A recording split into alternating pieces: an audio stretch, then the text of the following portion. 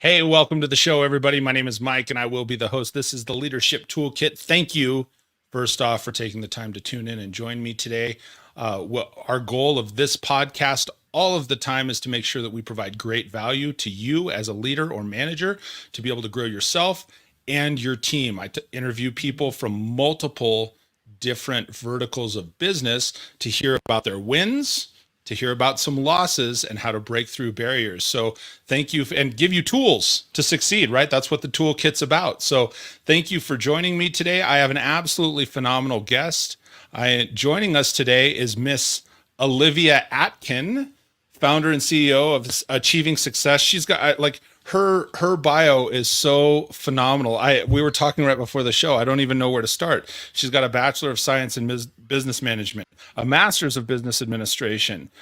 You've worked for sports teams, you've coached leaders, you've coached companies and organizations. You have an outstanding podcast. You've spoken on the TEDx stage. And not to steal all your thunder, she's absolutely phenomenal, and she's here to share with you today. So, Olivia, thank you for joining me today on the Leadership Toolkit. Well, thank you for having me, and I'm so excited to chat with you today. I am too. So do me a favor, if you would, first and foremost for my audience or our audience here, if you would take just a minute and fill in some of those other points. What is it that you're doing now? How are you coaching leaders? How did you get to where you're at? Couple or 3 minutes. I'm sure everybody would love to hear where you are from and what you are all about in leadership. Yes, for sure. So my leadership journey started very young, and I always tried to, when someone told me no, I was like, now watch me think outside the box and conquer the challenge you have now told me I will never be able to do. And that's really how I started down the path of getting a degree or certification in every business area, was because I really just wanted to know how the moving pieces worked. And when people were like, well, that has nothing to do with what you're doing now, you shouldn't be doing that, I was like, well, watch it become useful down the line and I will be prepared. So when I was in college, I ended up interning at the New York Football Giants and working there for 6 years. And one of the reasons I got to stay on for 6 years was because when I was brought on, I had my degree. I was getting my degree in business management. I was actually a sophomore going into my junior year. And I had certifications in HR, project management. My minor was in legal. So I got to stay on and do things like help with player contracts, help with communication, public outreach, PR for a team. And so for me, my journey has really been, let's identify what all of our individual superpowers are. No matter where we transition in life, let's use those and let's see where the journey takes us. And through that went from sports to supply chain and different supply chain areas to now owning Achieving Success, where I help individuals do everything from updating resumes and cover letters and helping with team development and the power of, as I call it, team bonding, right? That importance level, to really doing a lot of consulting with other podcast hosts, individuals who own businesses and want to experience the amazingness of the podcast community and getting them on the right podcast, building the right community, and being authentic, I think, is also so important in that. Absolutely. We've got a couple guests join us early. Paige already said too, man, that is absolutely amazing. Your whole journey is phenomenal. Like, you and I have talked a few times, and some things that stand out right here, just right away as we get going, because you've connected me with some amazing people. And when you talk about, hey, really focusing on people's individual superpowers and talking about authentic leadership, what does, for somebody, because we hear that term thrown around a lot as it's almost it's like being transparent, right? Or there's certain buzzword in the community where you got to be authentic and you got to be transparent and you've got to do this. What does it mean to be an authentic leader, and how do you have somebody tap into their authenticity? For me, being an authentic leader is showing up in your business environment the same way you would show up for a friend of yours, right? So, what are those personality traits that you really succeed in? Is it your communication? Is it, being reliable, being that problem solver, and staying up late and figuring out all the workarounds, that might be occurring? But having to go into an environment where you feel like you're jaded, you can't be yourself, will hinder you as a leader because you're not showing up in your full self, your full capacity. So when I work with individuals to have them unleash that superpower and really be comfortable with showing up, I ask them, like, why are you feeling like you can't show up in your true self? Is it because there's an environment right now where you can't be, as you kind of said, the buzzwords of transparent? You can't say what's going on in your personal life. You feel like there isn't enough connectivity. Some of that is due to lack of team development. In past companies I worked for, like Lockheed Martin, the 2 different teams I worked on, every single day, I would try to figure out a way to bring a team, whether it was in person or remote, to carve out 30 minutes of the day and either just chat or do something that was not within our skill set or roles that kind of got everyone uncomfortable, but you went through that process together, and that builds connectivity in the same note, or having those uncomfortable conversations. I also very much think it is how you approach situations. When you lead by example and you are open and honest with your team about what's going on in your life, how you approach something. Hey, I might have been a little rough today with you, but this is what's going on. Or I don't understand that perspective, but here's where I'm coming from. I'd love to hear your take on it. That makes a difference within itself as well. Well, I think it's really good, and I always key in on a few things, especially for people that are listening to the podcast. Maybe you're listening later. If you're watching now, I always try and recap so that I give people different perspectives too. And I think some awesome things that you said in there, Olivia, are like, just show up how you are. I think so often I share that with my team, and I'm just going to key in on that for a second, because showing up how we are, like where we're at in our real and authentic selves, is so important. And it's one thing I think, I don't know who wrote the rule book on business. There's probably somebody, right? But I even talk to my teams that I say, who is it that made this rule that you have to be quote unquote professional, right? And we make up these rules that fit in that inside that professional constraint, that professional box. And the reality is, professional contains, us giving eye contact and having good communication and calling people by name and connecting, like you mentioned. But that's not the only thing. One of the best things I think we can do for our business is, just like you're saying, show up how you are. And then something else I think that is really great that you said, you ask people, like, what do they excel in? And you try and find what people excel in. So I'm going to ask you a really pointed question here. I'm going to put you on the spot. So everybody knows we don't practice this stuff. This is real life. So what do you do? And we got a couple comments here too on the level leadership. Tammy says, we are authentic selves when our actions match our values. That's so good. Olivia hints at this: takes courage to be an authentic leader. It's required to model it that way. And then Paige says, agree with you. Connectivity is so important. And I want to touch on the connectivity piece here in just a moment. Before we do that, though, one of the things that you said was, what do you do exceedingly well in? What do you excel at? And what do you have? How would you coach somebody? Because I know you coach. If there's an area that somebody's struggling in, because it's often easy to say, well, yeah, I'm good at this, I'm good at this.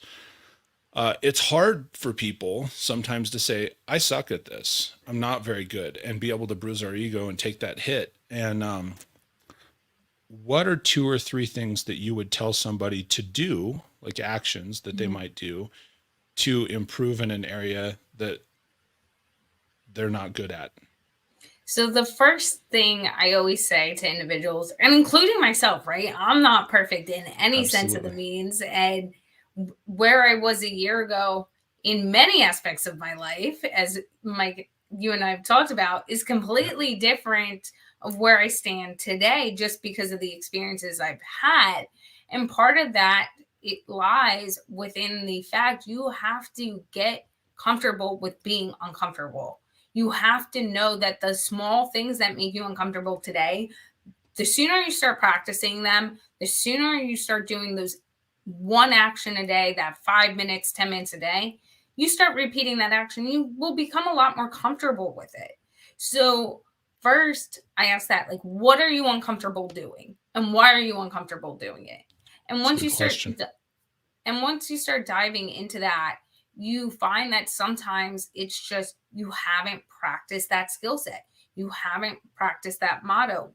And once you start putting it into place, it becomes a lot easier. And the small things you do end up seeming really easy after a few days, right? It becomes a habit. So we sit down, we figure that out, and then we figure out what are you passionate about and what really excites you and how can we merge the two. And when you look at things that way, you get excited about doing the things that make you uncomfortable and you approach it very differently. I could see that. I don't like things that make me uncomfortable. so I mean, if you were to ask me that, that's something, I think that's a great lead in. It's a great question to start with. One of the other things, so moving on to, and what Paige pointed out, what you talked about here, is connectivity is a great thing. And you said, and man, this is one of those things that slipped my mind, but when you say it, it's so valuable that I've had times where it's like, hey, we're going to take 30 minutes and you have to talk about anything but work. Mm-hmm. And it's like, when I've been in a sales environment, I have said to people, like, listen, go back and talk to your customer and talk about anything other than the sale. And they're like, well, that's so backwards. Like, why would I talk about anything other than the sale? It doesn't compute. And it's like, it's because it allows that individual to see you as human. So when you're saying, hey, take 30 minutes to chat, what are some topics? What are some ideas or conversation starters that you might offer to help people connect?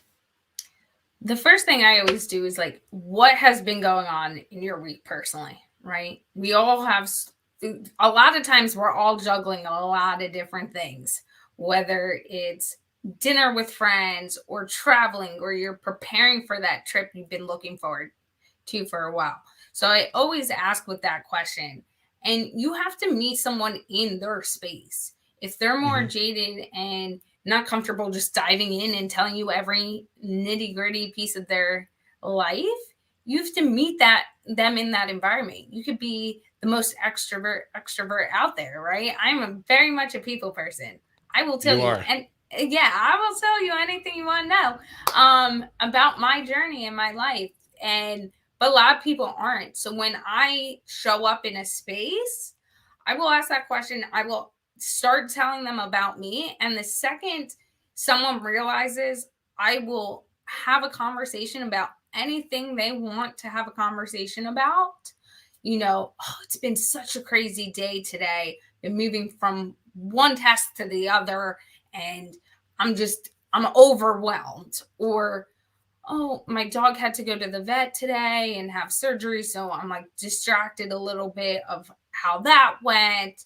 Or my kid has an amazing game later today, and it's so proud of them, where they're showing up, the environment they're showing up, how they're leading. When you present that first, a lot of people will go, oh, okay, since they're comfortable and they're saying all these personal things, I can do it too. They're not going to be necessarily shocked about what I might say, or it might catch them off guard because they didn't think we were going to get that personal. So sometimes I say, bring yourself to the room, how you want others to show up. And again, lead by example. And you build that connectivity. And the other part of it too is, I show up to meetings, and yeah, there might be an agenda, but that first 10 minutes, like, I don't care if we have a 30-minute agenda and we spend 45 minutes in the room and you're just telling me about the new car you're looking at for 15 minutes. Like, let's spend that beginning time having that conversation, because that also tells me a lot about you, how open you are, what interests you have, what's going on in your life? Where's your headspace at? Your focus on things. And sometimes people open up to me too about health issues, something they might be going through with a family member, how their perspective has changed, and what they're going through in their personal life very much most of the time plays into their business space as well. So they might not be able to show up to every meeting, but that's because they're taking a family member to the doctor. And they might not feel comfortable telling everyone that, but when you show up and you putting the effort in, they will reciprocate that. The other big notion I tell everyone is remember one thing that person told you previously about what's going on in their life and bring it up to them the next time you see them, or in a touch base email that you're sending to them, or that text of like, hey, I know your son was having a kid around this time. Did his wife deliver? Are you a new grandparent yet? Or I know you said you were training your new puppy. How is that going? Those things people really appreciate, and they will want to build that relationship with you. Absolutely. And you've got so much good stuff as you said. Go. I always try and sit and take notes for myself, and I want to provide that sort of value to people that are listening and taking notes. And one thing I am going to shout out, if you want to connect with Olivia, she is unbelievable when it comes to email. And if you do olivia.atkin, A-T-K-I-N, at achieving-success.com, it is mind-boggling to me how busy of a person that you are. Like, you have so much going on and you're connected with all these leaders and all these people. And it ties right into what you're saying here is like, there's a humanity behind it. You actually genuinely care about the person. So that's a little bit of a shameless plug for you, if you will, because if people want to connect with you, one way I've found great when you and I are communicating is you email and you practice what you preach. Like you're saying, you lead by example. I think that's really powerful. One of the statements that you said here was, remember one thing that person told you. That illustrates so much humanity. That makes it so real and so personable that it's that person, whoever the individual is, whether they're on a peer level with you, maybe they're several layers below you in business, as far as hierarchy, not, below or as far as any sort of human weight, right? But that's one of those pieces that is simply, it's just so valuable because there's no replacement for genuine caring. Mike, Leadership with Mike, we were actually talking about him before the show. He tunes in, he and I are buddies. He says, being genuine is key. And before that, he commented, and I thought this was powerful because you were saying, hey, you maybe share something, a space where you've been at. He says this, and I know he does this in his consulting and talking with people. Some people really need you to go first because it makes it safe for them to be a little bit vulnerable and be a little bit real. So I think all really good stuff, all a good foundation for our conversation today. I want to shift gears just a little bit because you have a lot of engagement through your podcast, through your speaking. What was your TEDx? I looked it up the other day, and the title is "Defeating Your Biggest Enemy," you, right? And can you share that a little bit? I know this is totally off in left field from specifically, but it'll tie right in. Share a little bit. How did you come to that conclusion, and what are some key points maybe that? And I would encourage anybody. You could hear the 20,000 foot view here from Olivia, but look her up on YouTube. It's Olivia Atkin and Defeating Your Biggest Enemy, You. It's a TEDx talk. It's awesome. So I'm gonna hand the mic back over to you. Well, thank you. So my TEDx experience was a little different than a lot of people because I'd been approached if I would be interested at doing this TEDx talk. And I'd never done one before. I listened to TEDx all the time, but never thought I'd be in that space, especially within 1 year of really launching my business.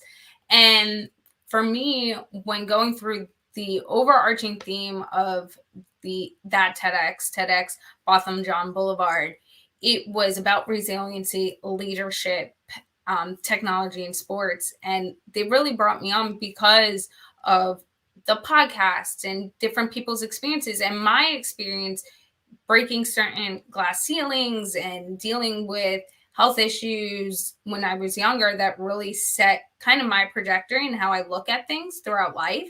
And so when I was coming up with what I was going to talk about, originally they really wanted me to tie in all those facets of the sports side of my career, being an athlete at a very young age and having to stop sport at 9 years old. I was a swimmer. I was training for the Junior Olympics at 9 years old when I was diagnosed with epilepsy, a rare form. And so I had started with grand mal seizures. And if anyone knows what epilepsy is, it throws like electrodes at your brain waves and you can stop breathing. So underwater, not a great mix. Yeah. So I had to stop swimming due to that. My parents really advocated for me. I really advocated to stay in that space, but it really became a sport I didn't love because of kind of the boundaries that were set on me, because a lot of other people didn't know what can happen at any given time. And going from that to then managing sports, overcoming some of these things that people were putting in my own way of just their misconceptions or what they thought would be this, that circle for me. And I was more of that square. And one thing that in my process of writing the TEDx that you actually have to do very early on is actually come up with your title before you write the whole talk, right? So they need that title early on. And so I was playing with different titles. I had the theme of like, what is your success goals, right? I talk about that a lot on my podcast of what does success mean and look like to you and your journey personally and professionally. So I was going to tie that in. And when people heard about my epilepsy journey, they really wanted me to tie that into the talk. And I didn't want it to become the focal point. So I started getting in my own way with my title of like, I need the perfect title. And I don't even know yet what my talk is fully going to be about, how I'm going to incorporate all these things. And it was funny because the curator of that TEDx was like, Olivia, you're literally getting in your own way. Like, whatever the title will be, it will be good. And just thinking from a purpose of like, I'm representing myself here. I'm representing different individuals. And it's definitely a platform to stand on. I wanted to be a right fit and I wanted people to really connect with it. And then I kind of realized I was being my biggest enemy. And in certain points in my life and things we all go through in life during moments of opportunity or struggle, whether we mean to or not, we can get in our own way. And there's times we see it coming and we become kind of that soldier and battle through it and become the victor. And there's those times if we don't see it and we're in the thick of it and we just don't realize it and we end up losing that battle. And so I decided at that moment, I was like, we're going to talk about that. That's what needs to be talked about and relatable. And there are things we can all do, big or small, to get through that. That's so good. When you're talking about it's interesting talking about being the victor or you didn't say this specifically, but people talk about the victor or the victim, right? Winning the battle or losing the battle. And I know I speak in a lot of analogies, and oftentimes it can seem a little bit cliche, but where they say, hey, it's one battle does not make up the whole war. And I think it's really valuable when you're talking about, and some of these analogies, like sometimes it is important when we get in our own way and we see what is out in front of us. The most important thing is we got to pick our head up and really assess, right? Where we're at. And then, though I've not served in the military, I know one of the trainings they teach in the military is when, you're encountering that enemy fire, you're encountering that pushback, even if the enemy is you have to turn and run into it, right?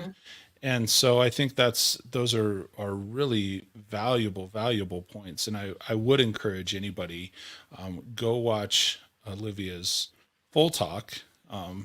It's on YouTube. I found it easily. So it's really, really good.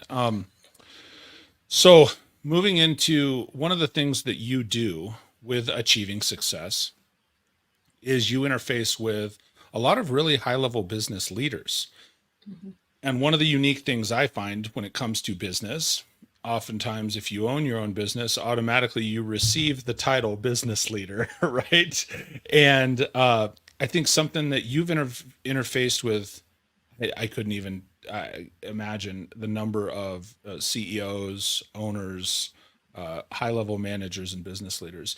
So let me ask you specifically, what are, let's say, three, four, even five specific traits that carry a common thread? What are some of the things that when you're talking to these people, either for your podcast or helping consult with them, what are some common themes that you're like, yep, that's why they are where they are?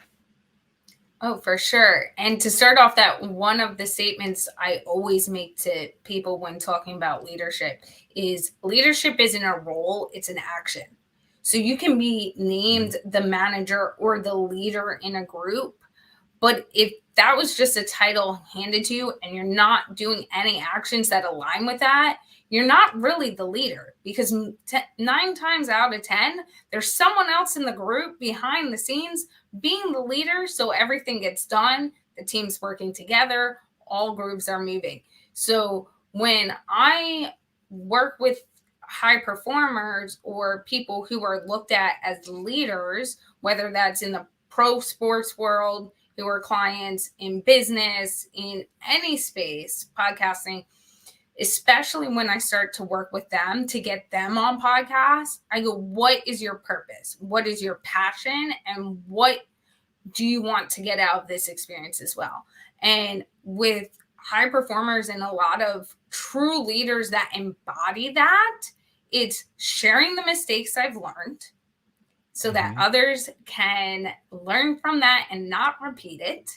It's sharing the personal experiences I've had to put a different perspective on what the typical person in that role really looks like, as well as I just want to share my story. And through doing that, and you touched upon it earlier, especially within podcast consulting that I do and getting people on the right podcast to tell their story and their journey or use it as marketing, it Mm-hmm. is really figuring out what they're passionate about and their purpose. And typically with good leaders, they align and they mix, because when you have something you're really passionate about, a topic, individuals making that impact, they align and it's going to bleed through. So I see with a lot of high performers, the fact they just are trying to make a difference, big or small, whether it's through one action in the day that they don't even know they've made that impact on someone, or that big landmark that the company has set. That's what truly matters. It's putting others first. I think those are a couple really good things. I mean, the things you keyed in on, putting others first and making a difference. I think that's definitely something at the heart of any real good, authentic leader. On the flip side of that, let me spin it around on you. What are and no naming names, especially mine. we we said that before. Uh, but what are some things that you see as a common thread that people that are at that top level struggle with? What are like three, let's call them leadership weaknesses? Mhm. Feeling like they're not going to show up in the right way, but not wanting to admit it. Right. Wow. So I perfect example. I have all these things going on, and someone calls me up to help run a charity 5K. Hmm. Now, I have 1,000 things on my plate and barely enough hours to get them done. And you want to have that balance and show up for people in your personal life too. But because of the cause, you say, yes, I'll do it. But in reality, you are not going to be able to show up in the way you want to show up. You're not going to be able to show up in the way they want you to show up because what you bring to the table. And you're going to be stressed out through the whole process. But because of your personality and wanting to give back, you say yes anyway. And there's power in saying no and saying yes. And when you say yes to something, there's expectations aligned with that, when we want to admit it or not. So a lot of leaders, when people come to them for help or getting involved in something that they're passionate about, even if they're overwhelmed, they tend to say yes, even if it's not in an alignment with what they're truly working on right now or what their goals truly are. A second thing I see a lot of is not knowing how to communicate sometimes what expectations are. Expectations are set, they have the goals in their head, and other people aren't delivering, and they don't know how to have that hard conversation with other individuals. And one thing I say a lot is ask them first. Let them tell you why they're struggling. It sets a very different tone than showing up to a meeting and telling someone they're not delivering your expectations. Because sometimes it could be, well, that's not what I thought the expectations were, or I don't have that skill set, but I'd love to learn it. When you put it on their plate of, hey, I'm noticing these things, why do you think it's happening? They're going to end up telling you, if you listen closely enough, what they also need to show up in the way you want them to show up. And then you can help grow them as well as an individual because you're giving them that tool set. And a lot of leaders go, okay, I've told them 5 times, 6 times, 1,000 times that this just isn't working. Well, have you told them what isn't working? No. Okay. Wow. So how do you think they're going to fix it? Or how do you expect them to fix it? And I've seen that especially sometimes within the military, work with a lot of athletes and military personnel and helping them transition their skill sets after they leave that industry. And I have seen even recently conversations with leaders where they're pulling everyone into a group setting and saying, this isn't working. You're not delivering.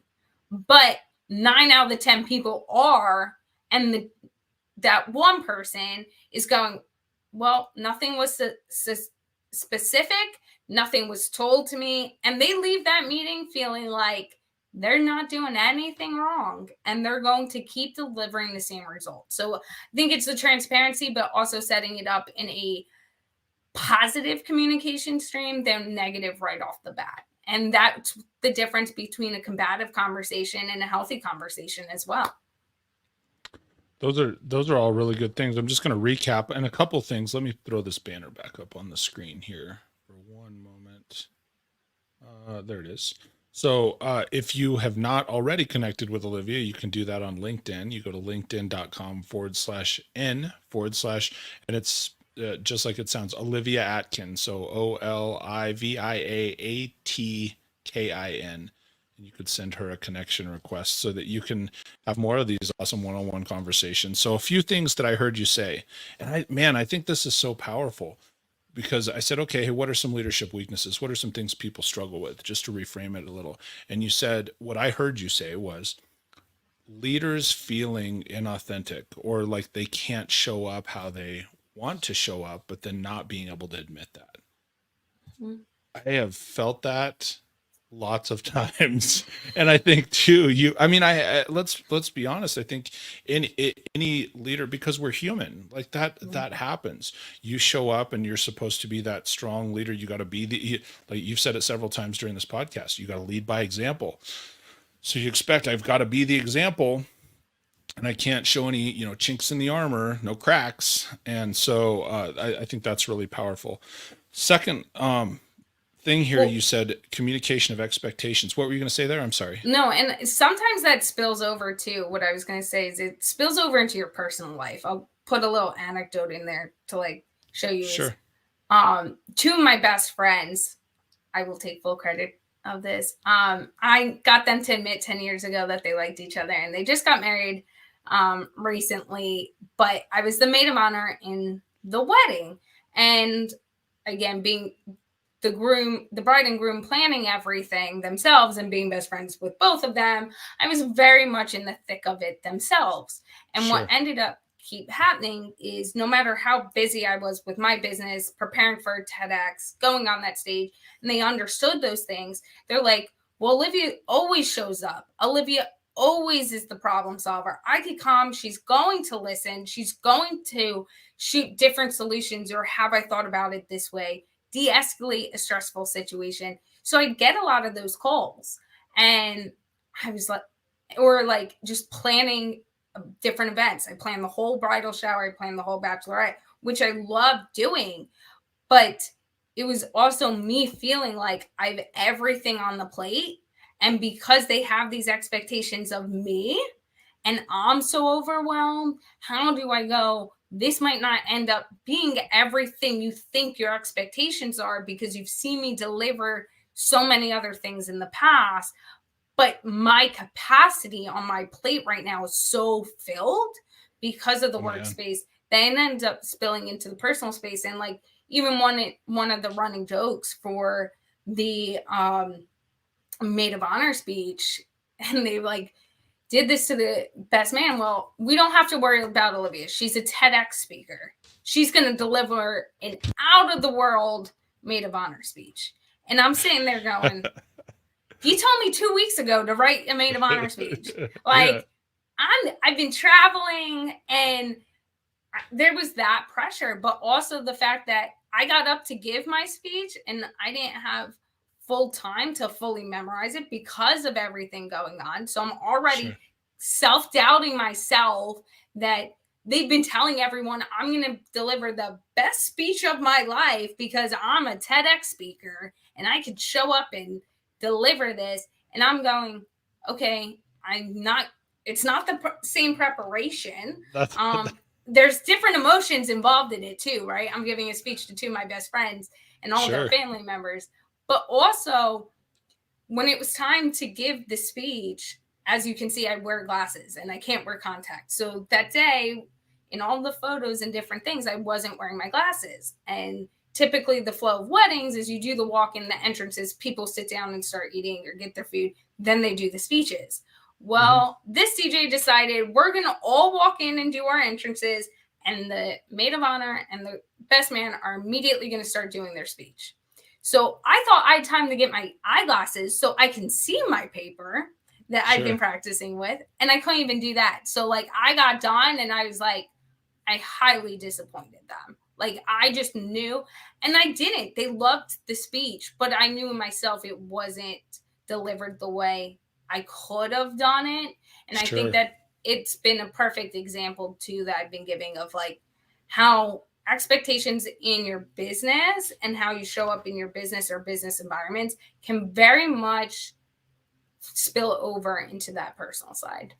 Absolutely. And one of the things I was thinking, like, if they put me on the spot like that and they were my two best friends, it'd be easy. I'd be like, here's your speech. I'd stand up with the glass and be like, hey, I told you guys liked each other. Cheers. Yeah. And they were like, you can't tell everything. Like, I got some stories. They're like, if you start roasting us, that would be awesome. I was like, okay, awesome. Well, that cuts out half my speech, guys. So thanks.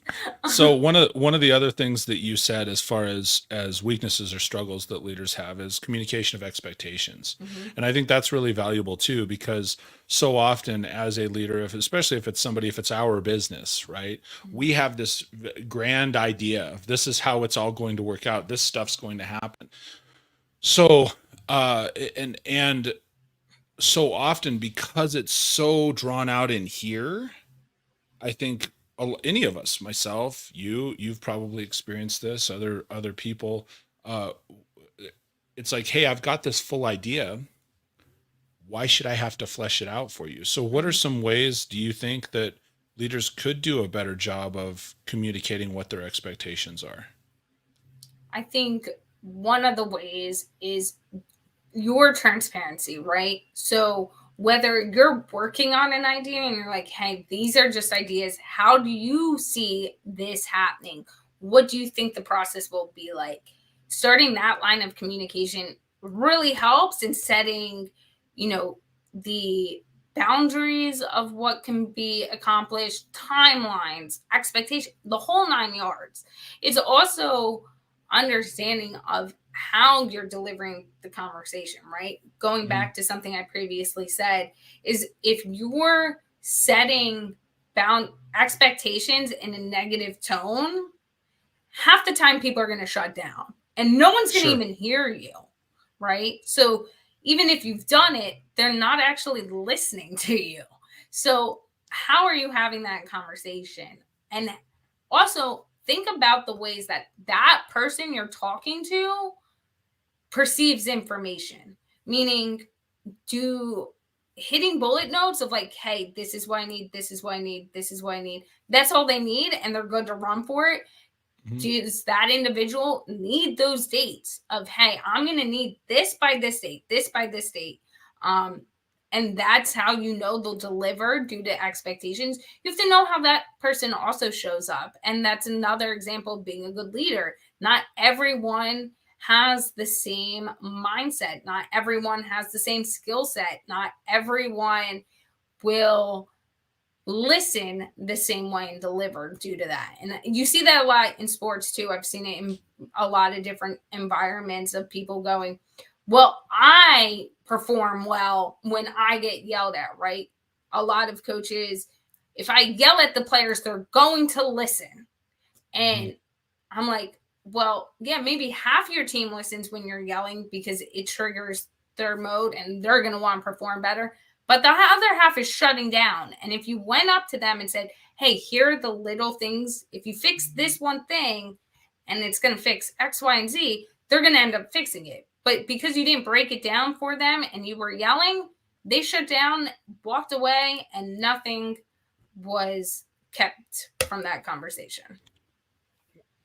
Absolutely spot on. And I think one of the things that you said earlier as well is, or how I took it, you were saying, hey, when you're coaching individuals, like you've dealt with the military, they'll bring everybody in and they give the entire, here's the group reprimand, you're not delivering. And it's the same thing. Like, I love sports analogies, right? If you have a football team, it's the whole defensive line and you're reprimanding everybody the same way or communicating the same way or trying to give them a play the same way for all of the players.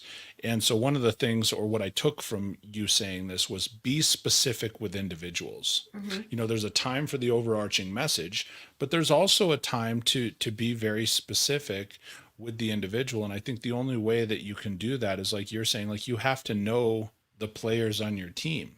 You have to know those individuals. And that's the thing too. I've been in many spaces where a leader, whether it's in business or sports, has done a massive talk, and I'm not the leader in the role, right? As we talked about earlier, that role. But I've then walked up to a player or a person on the team and been like, this is what I think he meant by this, and had to sit down and approach it very differently. And that is also what makes a good leader, is even if you're not in the role, figuring out what the people around you really need and figuring out how you can support them. Because again, it all circles back to, if people on your team aren't performing, you're not going to be able to perform as a team.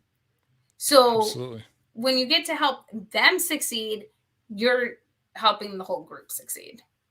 Absolutely. So let me ask you one, we're kind of coming to about the 45-minute mark. So let me ask you sort of one final question and then we'll wrap up. How do you, so one of the things you're talking about, like, if you're not that leader in that position, I think it's easy to fall into, or you're not the leader by title, or you're not the leader for this particular task. I think it's easy to fall into, okay, well, I'm just going to zip it and let what happens.